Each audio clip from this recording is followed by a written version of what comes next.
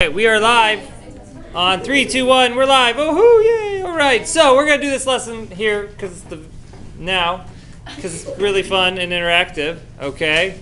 So we'll cover it, and some of you are different lessons, and it'll pick up where you are at this point. But I'm gonna give you this information because it ties right into really lesson 8.6, but it also goes back to what we did in like 8.3, 8.4 stuff.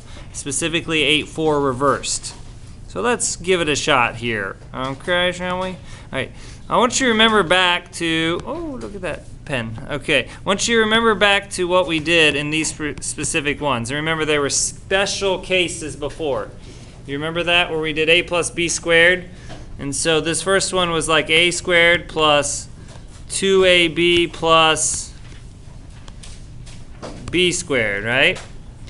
This other one was a special case that went a squared minus 2ab plus b squared.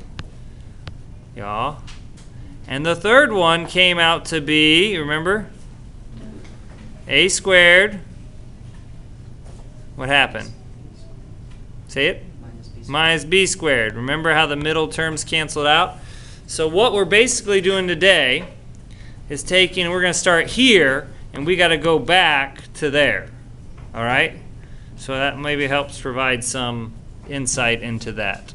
So let's look at this first one here. This is what we call, in our book, perfect square trinomials. Because why? Insert answer here. Why is it a perfect square trinomial? Because negative 2 times negative 2 is 4, and negative 2 plus negative 2. Right, and so x squared, we can easily write that as x and x, right?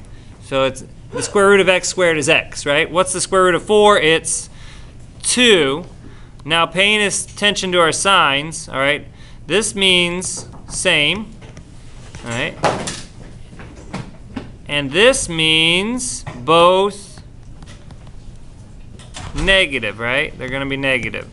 So x minus 2, x minus 2. So we're going to write that as x minus 2 squared. That would be the factored form of that. So if you look back here a second, it's just the redo of the second one here. Okay. Questions about example 1?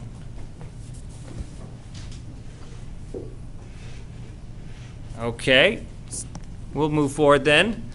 So this one also is set up similarly. 9x squared plus 24x plus 16. Do you see the two perfect squares? Do you see them? Okay. Well, what is the square root of a 9x squared? 3x, right? So we have 3x and 3x. What's the square root of 16? That's the easy one, right? 4. And what about my signs? Same, right? And both positive, plus, plus. So we'll rewrite that as 3x plus 4 squared. Just like, just like the first one up here, right? So those are that one. Okay, questions about that? You got it all figured out, right? Cough, cough. Okay. Now the third one is going to fall into, kind of leading in that, difference of 2 squares, right?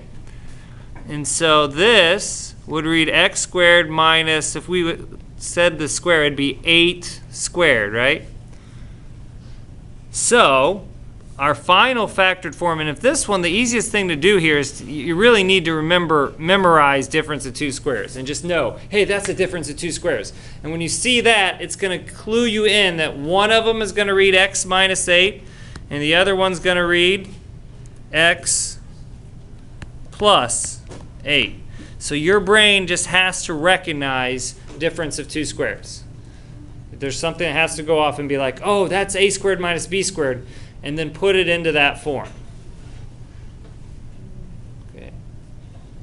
So if you look at the example in the book, you can see that there. Actually, I think I might have stole the example from the book there. Okay, let's look at this one. Is this a difference of two squares?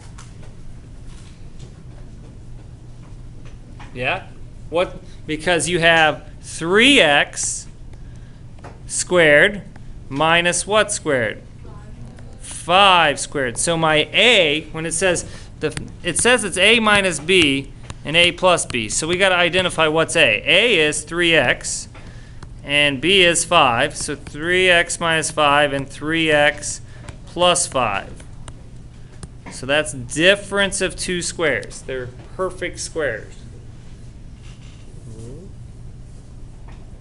Piece of cake, right? Okay, one more I think I threw in. Maybe? Oh, yes. This one here. Because there's one more thing here. Is this a difference of two squares?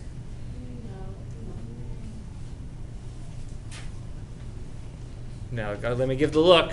Is this a difference of two squares?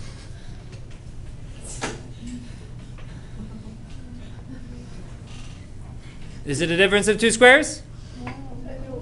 No. Yeah. Well, why is it a difference of two squares? You're like, it's not, Mr. Neff. So what? Look at what you see there. What would you do here if you were told to factor that? What do you recognize right away? 3. 12. What about it? 3 goes in 12. There's a common factor. So let's pull out that 3 there. And now I have 3 times 4x squared, sorry, right? Minus what? 1. Oh, is this a difference of two squares?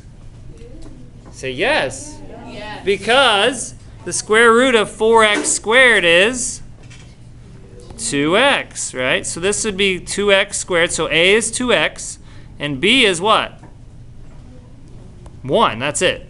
So now we're going to rewrite it. Let's just go up here. 3 is out front, hanging out by itself. And then you have 2x minus 1 and 2x plus 1. So let's recap that one. Sometimes you have to factor out something in common and look at what's left and see if you have the difference of two squares. So there's your a. And then there's your B, and you can get it set up that way. Fastest lesson ever. Questions about that? That concludes Learning with Mr. Neff. Thank you. Everyone say bye.